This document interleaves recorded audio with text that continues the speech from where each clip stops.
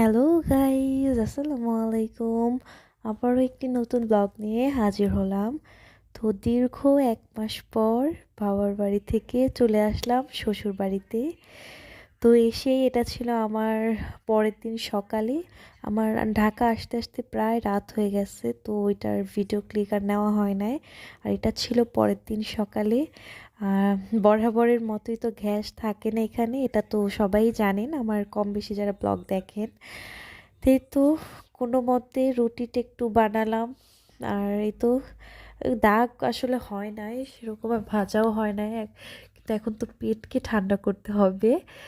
আর এখানে ছিল পেঁয়াজ পাতা দিয়ে একটা ভাজি, বাঁধাকপি ভাজি। তো সেটাকে খেয়ে নিচ্ছিলাম। যাক, খিদা লাগার সময় আসলে যেটা সামনে পাই সেটাই আসলে ভালো লাগে। তো খারাপ লাগে না, মজা হয়েছিল। তো আমি সুন্দর করে খেয়ে নিচ্ছিলাম গুড গার্লের মতো। আমার আসলে রুটি, এই ভাজি, সবজি এগুলো দিয়ে ভালো লাগে। তো খাওয়া দাওয়া শেষ করে এখন বাকি কাজগুলো করব। আর যেহেতু আমি 1 মাস বললাম ঢাকাতে ছিলাম না, তো বাড়ি ঘরের অবস্থা একাকার হয়ে রয়েছে। তো সেগুলো আমাকে এখন ক্লিন করতে হবে।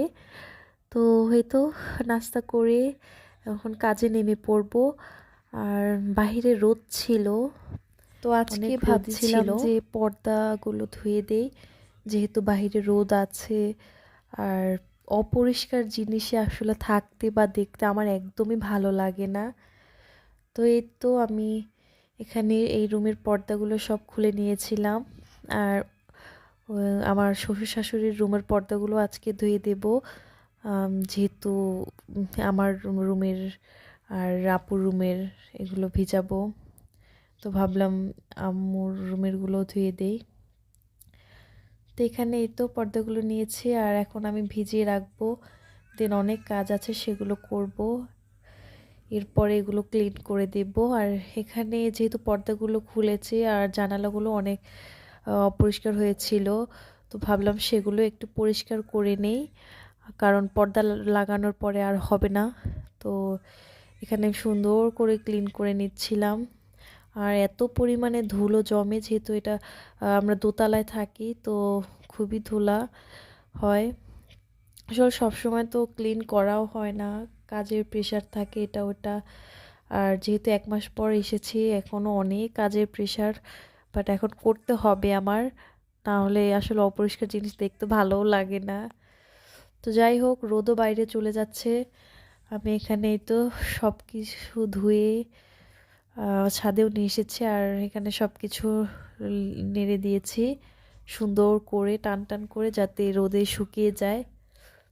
তো এখানে অনেক কাপড় চোপড়ও ধুয়েছিলাম। এখানে আমার হাজবেন্ডের কিছু কাপড় ছিল, সেগুলো ধুয়ে দিয়েছি। আর এখানে আমার রুমের তোশক ছিল, সেটাও রোদে দিয়েছি, কারণ যেহেতু বাড়িতে ছিলাম না, এগুলো একদম চাপা পড়ে গিয়েছিল। একটু রোদে দিয়ে একটু দিলাম, গরম করে নিচ্ছি।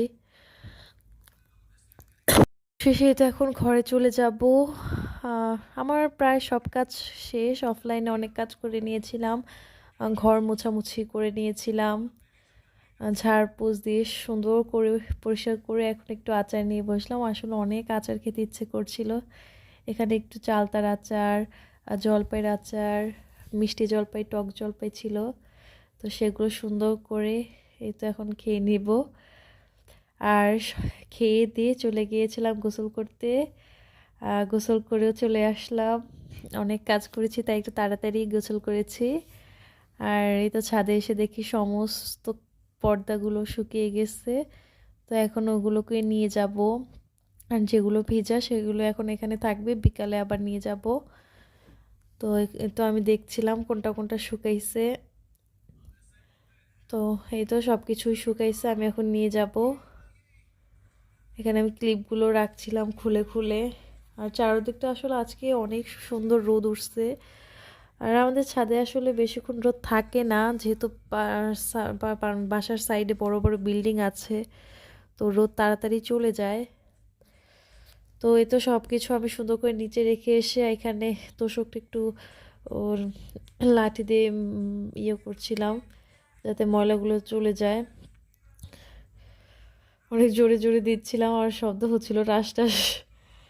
তো যাই হোক, সমস্ত কাজ শেষ করে এখন নিচে এসে দেখি আমার শ্বশুরে আবার শাক এনেছে, তো সেই শাকগুলো নিয়ে বসছি বাছবো। বেছে আবার সন্ধ্যাবেলা রান্না করতে হবে, যেহেতু এখানে আবার গ্যাস থাকে না, একটা গ্যাসের প্রবলেম। তো ওইগুলো বেছে, আর এখনো ভাতও খাই নাই, তো ভাবলাম একটু পরে খাই। আর এখানে এই তো প্রথম পাতাটা ছিঁড়ার সাথে সাথে একটা পোকা, তো সেটাই আমি আপনাদেরকে দেখাচ্ছিলাম। একটা পোকা পেয়েছি। আমি আসলে আগে এটা ভীষণ ভয় পেতাম, পোকা। তো যাই হোক, আজ এই পর্যন্তই। ভালো থাকবে, নেক্সট ব্লগে দেখা হবে।